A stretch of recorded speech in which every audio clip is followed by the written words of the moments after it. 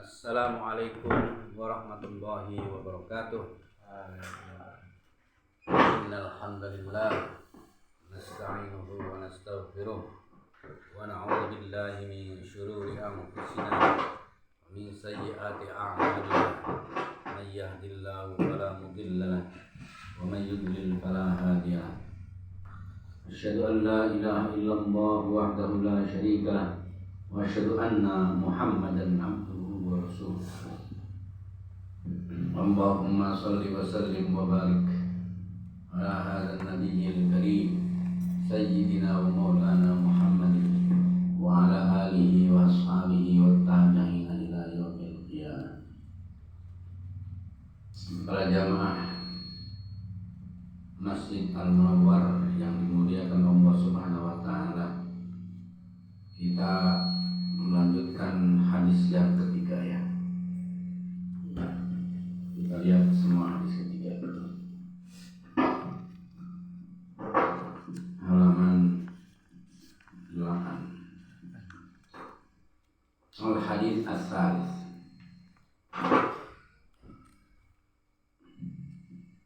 Udah, Banji? Mana? Nah. Bismillahirrahmanirrahim. Al-hadis as-salis. Al-hadis, hadis as-salis yang ketiga. An Abi Abdurrahman, an dari Abi ayahnya Abdurrahman. Dari ayah Abdurrahman. Hadis ini dari ayahnya Abdurrahman. Siapa ayahnya Abdurrahman? Abdillah, namanya Abdullah. Abdullah itu bin Umar. Anak laki-lakinya Umar. Umar itu bin Al-Khattab, anak laki-lakinya Khattab. Radhiya, mudah-mudahan meridhoi. Siapa yang meridhoi Allah anhuma, kepada keduanya. Keduanya itu siapa? Abdullah dan Umar gitu. Qala, dia berkata. Dia siapa? Dia Abdullah bin Umar. Berkata, apa kata dia? Dia tuh bilang begini. Sami'tu Rasulullah sallallahu alaihi wasallam yaqul. Sami'tu, saya pernah mendengar Rasulullah sallallahu alaihi wasallam. Mudah-mudahan Allah memberkati alaihi, kepada Nabi Muhammad itu, wasallam, dan mudah-mudahan selalu memberikan keselamatan. Yaqulu, bersabda. Jadi yang yaqulu itu, yang bersabda itu tentu Rasulullah SAW. Bagaimana sabda Rasulullah? Buniyal Islamu ala khamsin. Bunia, dibangun. Apa yang dibangun al-Islam, Islam ala khamsin, atas dasar 5. Islam itu dibangun dasarnya 5. Syahadatu, pertama, bersaksi Allah ilaha, bahwasanya tidak ada Tuhan illallahu, kecuali Allah. Wa anna Muhammadan, dan sesungguhnya Muhammad itu Rasulun, utusan Allah. Wa iqami, dan yang kedua, mendirikan as-sholati, sholat. Wa ita'i, dan mendatangkan atau membayar az-zakati, zakat. Wa hajjil bait, wa haji, dan berkunjung al baiti, kepada rumah. Namanya rumah Allah. Wa shaumi, dan berpuasa Ramadan, pada bulan Ramadan. Rawa telah menceritakan, meriwayatkan kepada hadis ini, hadis yang ketiga ini. Siapa yang menceritakan? Al-Bukhari, Imam Bukhari, wa Muslim, dan Imam Muslim. Artinya hadis ini ada dalam kitab Sahih Bukhari dan Sahih Muslim. Gitu. Jadi kalau kita membaca kitab Sahih Muslim dan Sahih Bukhari ini ada kitab ini, hadis ini. Jadi inilah hadis yang kedua yang terdapat pada kitab Arba'in An-Nawawiyah. Hadis yang ketiga yang asal itu yang ketiga. Jadi ini intinya ini hadis ini diriwayatkan oleh anaknya Umar. Umar siapa? Umar Khalifah, Umar Amirul Mukminin. Amirul Mukminin Umar itu punya anak namanya Abdullah, jadi disebut Abdullah bin Umar. Abdullah ini punya anak namanya Abdurrahman, jadi Abi Abdurrahman. Nah, Arab begitu. Kalau di kita tuh dulu pernah terjadi, kalau namanya Pak Ustadz Rusmadi punya anak namanya Munawar, itu Pak Rusmadi dipanggilnya bapaknya Munawar, gitu. Jadi dulu mah gitu. Terus kadang punya anak pertamanya namanya Ujang ini ya. Anak pertamanya Ujang, bapaknya namanya Ustadz Rusmadi. Itu kadang Pak Ustadz Rusmadi dipanggilnya Ujang, Ujang siapa? Ujang bapak, gitu sebenarnya gitu. Ujang bapak. Nah Ujang yang asli, Ujang anak. Itu zaman dulu begitu. Di sini sama saya kira, di Jawa begitu. Di sini saya kira sama. Iya. Ujang sah, Ujang bapak. Itu maksudnya bapaknya. Kalau Ujangnya mah anaknya. Nama bapaknya jadi hilang. Gitu. Sehingga ada orang namanya siapa? Samsudin. Ini Samsudin mana? Samsudin anak. Nah, berarti anaknya si bapaknya. Gitu. Ini adalah pengaruh Arab gitu. Orang Arab juga gitu. Namanya Abdullah, punya anak Abdurrahman, dipanggilnya Abu Abdurrahman. Abdullahnya hilang. Itu enggak dikenal, yang dikenal itu Abu Abdurrahman. Seperti Nabi Muhammad kan pertama punya anak namanya Qasim. Qasim tuh nama anak sulungnya Nabi Muhammad itu Qasim. Maka Nabi Muhammad dipanggil orang Abul Qasim. Abul Qasim, bapaknya Qasim. Mungkin kalau Nabi Muhammad tidak nabi, mungkin nggak dikenal Muhammad, dikenalnya Abul Qasim. Karena Nabi Muhammad itu nabi, jadi di ayat-ayat Quran kan disebut, di hadis-hadis disebut dan itu. Nah, itu masalah cerita anak, nama pernamaan gitu. Nah ini hadis ini didengar atau berasal yang menerima pertama ini atau yang meriwayatkan pertama itu anaknya Umar yang namanya Abdullah. Umar bin Khattab itu. Nah Abdullah ini mendengar Rasulullah SAW pernah bersabda. Apa sabdanya? Bunyal Islamu ala khamsin, katanya gitu. Ini isinya itu. Isi hadisnya itu ini. Bahwa Islam ini dibangun atas dasar 5. Artinya apa? Kalau tidak ada 5, artinya apa? Artinya kalau kita mau sempurna Islam kita, itu harus mampu membangun 5 ini. Pilar. Kalau ibarat bangunan Islam ya, ini harus ada 5 baru sempurna. 5 pilarnya. Pilar itu apa? Pilar itu sendi-sendi pokok, macam tiang-tiang. Pokoknya bagian-bagian yang penting. Apa itu dasar Islam itu? 5 itu apa saja? Pertama, syahadatu alla ilaha illallah wa anna Muhammadan Rasulullah. Dasar Islam itu pertama itu harus meyakini bahwa Tuhan saya itu Allah, Muhammad itu utusan Allah. Itu harus punya keyakinan itu. Itu namanya pondasi. Para ulama menyebutnya ini sebagai pondasi. Jadi pondasi, kalau punya bangunan mau membangun kan harus ada pondasinya. Kalau pondasinya nggak ada, kira-kira bangunannya gimana, Pak? Bisa roboh. Karena apa? Tanah yang diinjak bisa jadi jedos ke bawah gitu.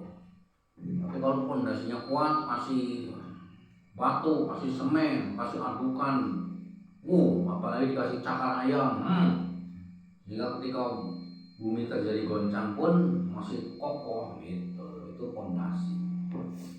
Jadi syahadat atau pengakuan bahwa Tuhan saya Allah dan Muhammad adalah utusan Allah, itu pondasi bangunan Islam. Makanya kalau orang mau masuk Islam, syahadat dulu gitu. Karena apa? Yang pertama bangunannya dulu. Jadi tiangnya dulu. Pondasinya dulu. Syahadat itu pondasinya dulu. Nanti setelah pondasi berdiri mau dipasang apa saja ya terserah. Tergantung kekuatan pondasinya, tergantung besar kecilnya pondasi. Kalau pondasinya kuat berarti siap untuk menjulang dibangun rumah lantai berapapun kan gitu. Kalau pondasinya besar berarti lebih kokoh lagi. Makanya orang kalau mau masuk Islam syahadat dulu karena apa? Mau masang pondasi di dalam hati. Saya menerima Tuhan saya Allah. Itu yang pertama, orang Islam tuh dasarnya itu dulu Pak. Kalau dalam hati kita, wah Tuhan saya ini bukan Allah, apa? Tuhan saya mah dukun. Karena ciri Tuhan itu apa? Sesuatu dikatakan Tuhan kalau dalam pikiran kita menguasai kita. Itu Tuhan Pak.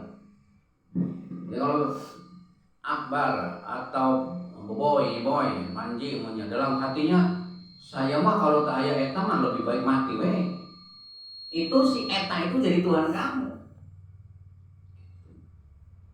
Pokoknya saya kalau tidak ada eta lebih baik kurang geus we. Itu berarti si eta itu jadi Tuhan. Makanya kita ke benda-benda, ke apa saja lah, jangan sampai ke tingkat itu. Jangan sampai ke tingkat kalau nggak ada mah ya. Jadi sifatnya itu benda-benda itu sifatnya kalau ada ayo, kalau tidak ada ya biasa saja. Jangan sampai merasa itulah yang menentukan. Ya.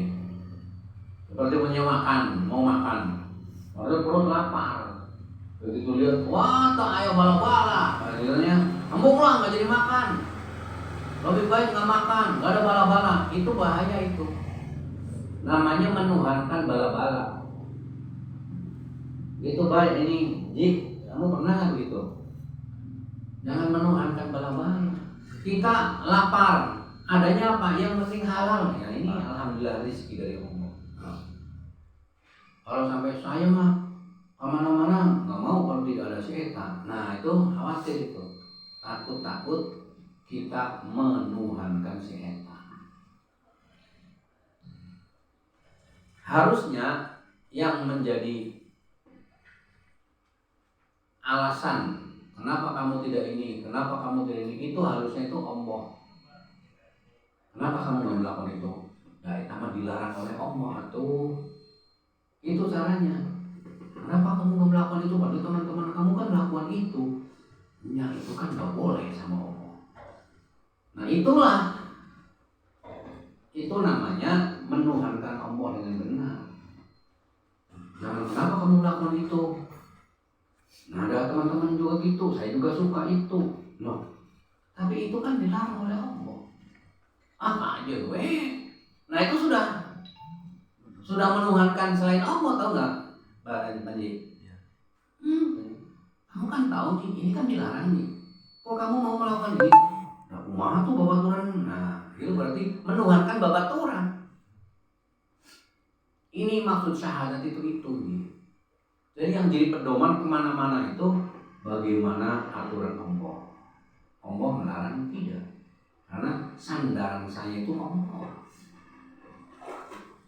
Pekerjaan apapun boleh kita lakukan asal jangan bertentangan dengan Allah. Contohnya apa?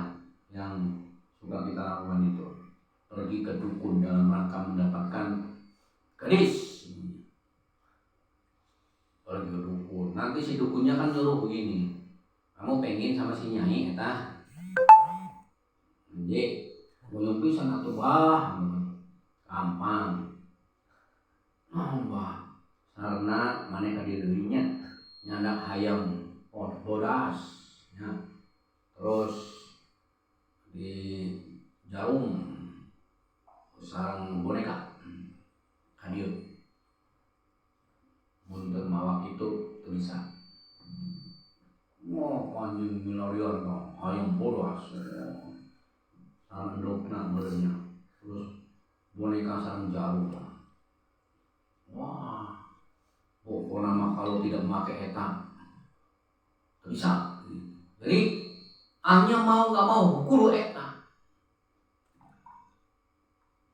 Oh, Mbah, kami digantos setiasa, entah setiasa. Waduh, hanya Panji pergilah ke tukang hayam bodas. Tukang hayamnya tahu, nah iya hayam bodas bade kerenaon dia teh, pasti kerenelet dia, mahal tuh deh. Sakieu jang mundaek mah, oh, monya hayam, non monya hayam, non harganya non harga tentang pangosnya, non pangos orang hayam 1 juta, kajian yang mundaek mah, oh, jam dana hati Panji, ya lah, daripada ini, padahal hayam kan normalnya berapa? 50.000, itu 1 juta, demi untuk si Nyai. Itu si Nyai udah jadi melakukan hal-hal yang di luar logika akal sehat. Itu jadi ukurannya akal sehat. Hanya orang umumna kieu, nah jadi sakieu, tapi demi si eta mah. Nah eta. Ya, belum tentu pasti non menuhankan, tapi eta ciri-ciri menuhankan. Jadi belum tentu itu Panji menuhankan eta belum. Cuman itu ciri-ciri menuhankan naon? Akal sehatnya hilang. Jadi kalau sampai akal sehat hilang bukan untuk Allah, itu ciri-ciri menuhankan. Gitu. Harusnya yang namanya kita dalam berperilaku itu akal itu dipakai. Akal dipakai, jangan maunya ini harga sakieu. Oh mau-maunya. Iya. Akal sehat hilang. Nah ini ciri menuhankan. Tapi kalau kepada omongan akal sehat juga bisa hilang, enggak apa-apa. Contohnya apa? Kalau panas-panas ieu tehnya tapi aya adzan, Allahu Akbar, kan lagi istirahat eta teh. Santai kan udahna, tapi nah santai istirahat naon iya dipanggil ku Gusti Allah. Nah itu mah kalau akal sehatna hilang eta. Mengikuti panggilan itu mah boleh, hanya untuk Allah saja eta maksudnya teh gitu. Atau nabi dihadapna pemi perbuatan yang sesuai dengan perintah Allah, seperti naon Panji lagi capek-capek ya haus, terus mama jualan adia menyelesaikan obat dia materi dia mas takate dipikir naon kok capek-capek kieu. Nah eta mah mentaati orang tua, kenapa nurut? Karena perintah Allah. Eta mah mangga eta mah. Tapi anu henteu aya hubungan model gitu, hati-hati tuh bisi dimasukkan ke dalam menuhankan. Akhirnya Panji dapat hayam bodas gitu teh. Pergilah kasih Mbah eta, di mana Mbah teh ji? Biasanya di mana? Melayang. Nyau bae buah-buah geus praktek ya Panji teh. Awas ya. Hati-hati tuh. Ini gawat, Melayang kan tempat saya nih. Buah-buah kata tetangga saya. Kacau. Awas tuh. Dina hati yakin kasih Mbah Imah manjur oh. Hanya bawa hayam teh, bari hayamna karunya hayamnya. Nah hayam mah hidup itu untuk mengabdi kepada Tuhan, dibawa untuk pergi ke perdukunan. Sedih itu ayamnya. nggak terima. Dalam hati hayam mana ya hatiannya? Waduh, kenapa saya ini diciptakan oleh Allah untuk mengabdi Allah, kok malah dipasrahkan kepada dukun yang menyembah setan? Bisa. Akhirnya hayam nanti disembelih, nanti darahnya ditaruh di boneka, hatena ku canda, makai jarum teh akan di cek. Maksudnya apa? Supaya nurut wahai si nyai kasih panji, dikasihkan kana keningna. Nanti seneng eta meningali wajah panji seakan-akan wah kasep wuy gitu meureun. Ternyata benar. Pas panji udah dukun itu pulang, ada si dukunnya J namanya kayak mun panggil si nyai eta tingali eta copong HP panji di dieu seriuskeun bok ayo lulut templokna ati kumaran ati di si nyai blok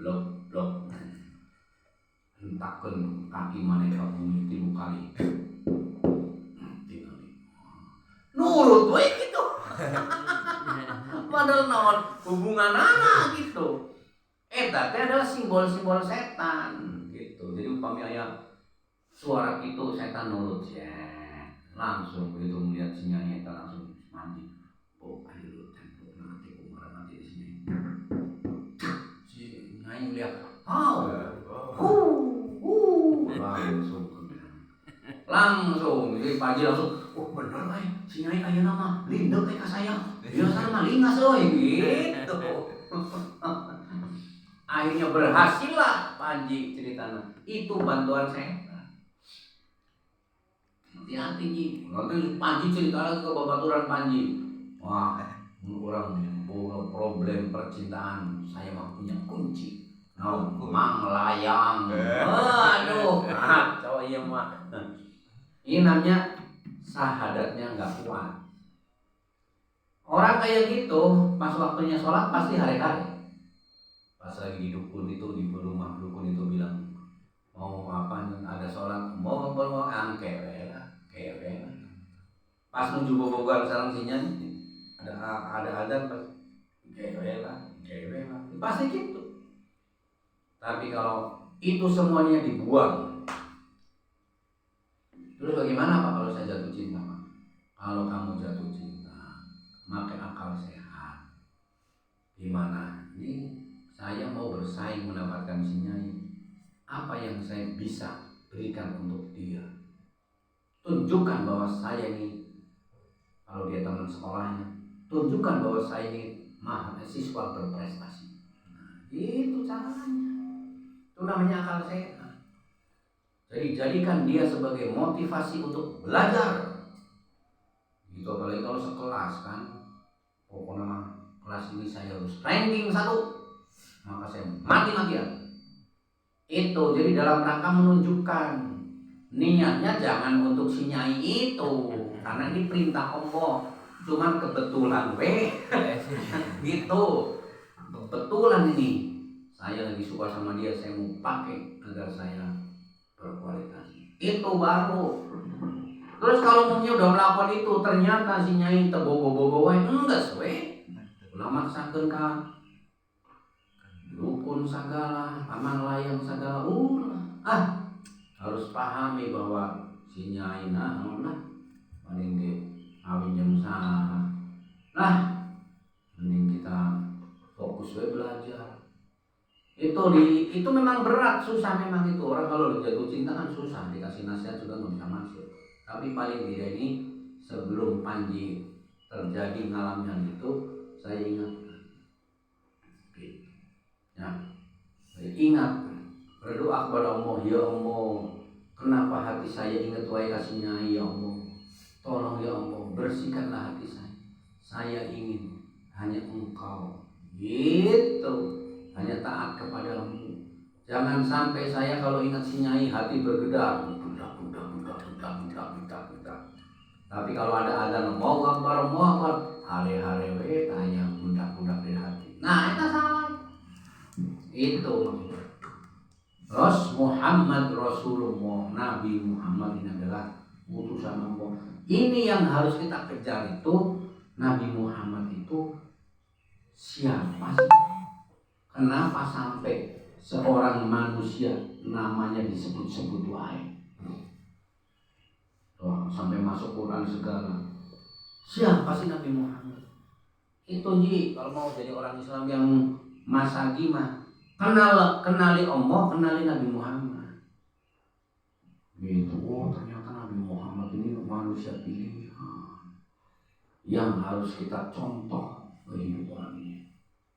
Siapa yang mengikuti jejak langkah beliau, itulah orang yang sukses. Itu. Jangan kita mengaku sebagai orang Islam tapi mengikuti contoh bintang-bintang film yang orang barat, yang bukan orang Islam. Yang mana mereka jangankan sholat atau udah orang Islam, bukan orang Islam. Cebok aja nggak bisa kita mengagung-agungkan. Kalau kita mengagung-agungkan mereka, itu namanya kita syahadat yang keduanya, bukan Muhammad Rasulullah. Tapi siapa? Tergantung kamu idolanya siapa. Ya, idolanya Ricardo apa itu yang main bola sama? Ricardo, Cristiano Ronaldo.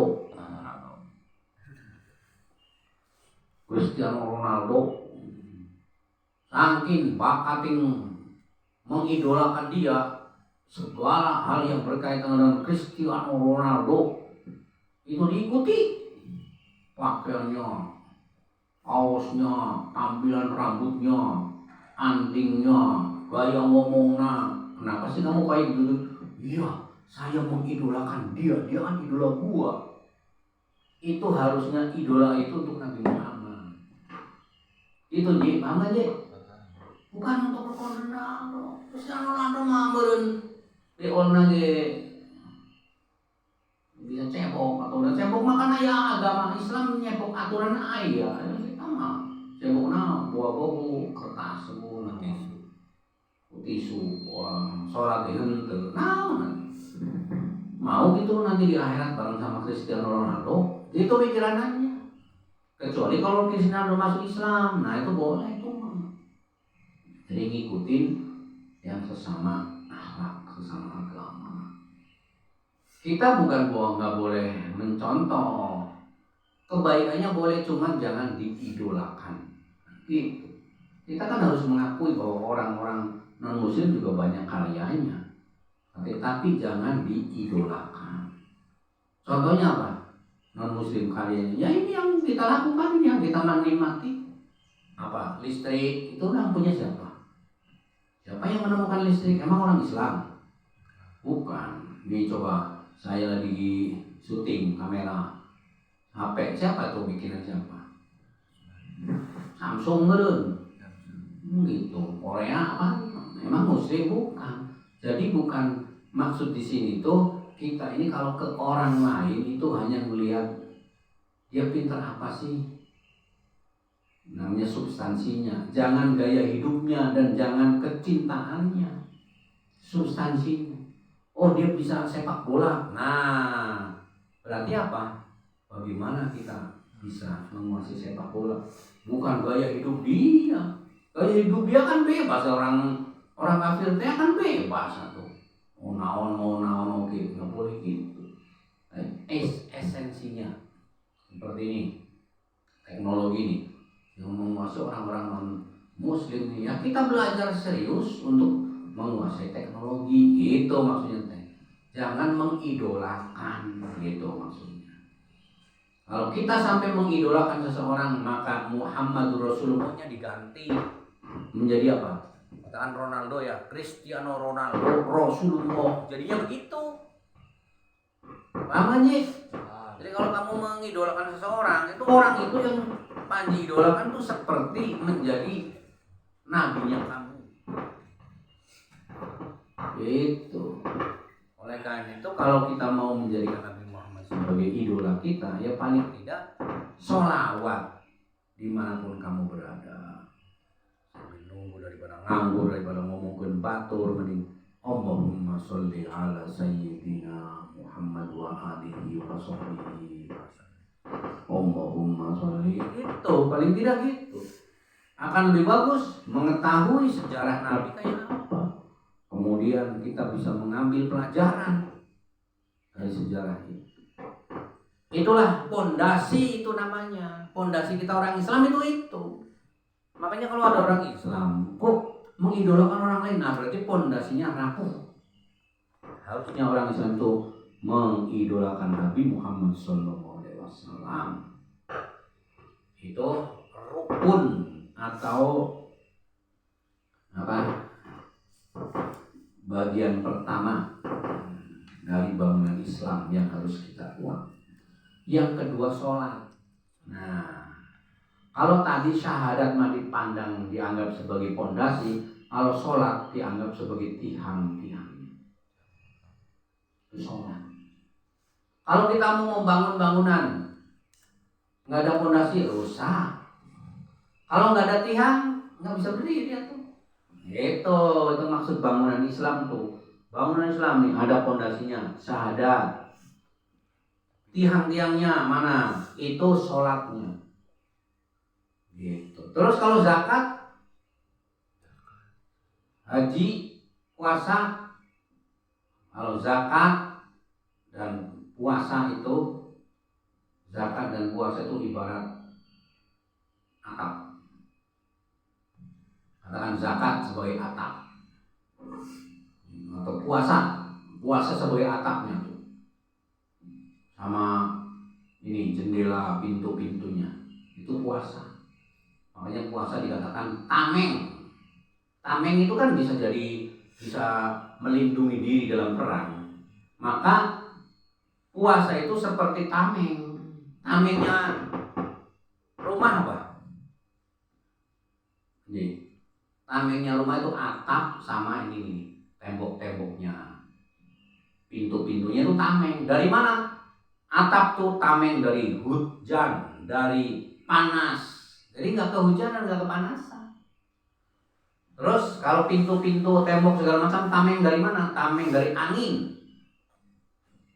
Tameng dari orang-orang yang jahat mau masuk, mau mencuri, mau masuk ke dalam rumah tanpa izin.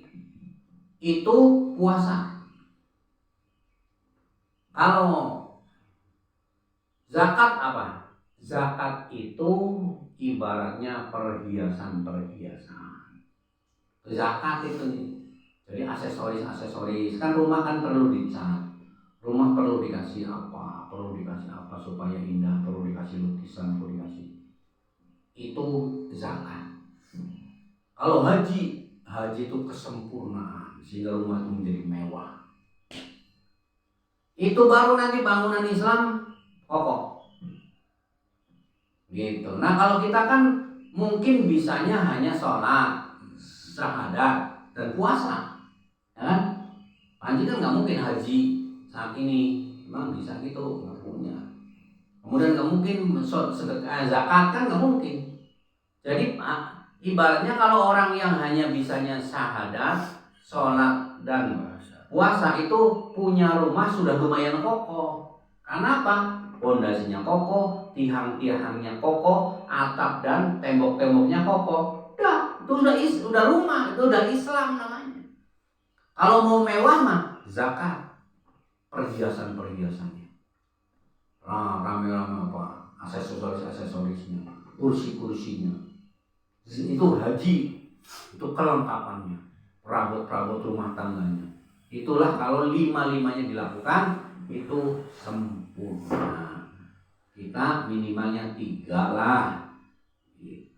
Itulah hadis yang ketiga dari kitab ini. Mudah-mudahan ada manfaat. Wallahul muwaffiq ila aqwamit thoriq. Subhanallah wa bihamdihi. Assalamualaikum warahmatullahi wabarakatuh. Waalaikumsalam warahmatullahi wabarakatuh.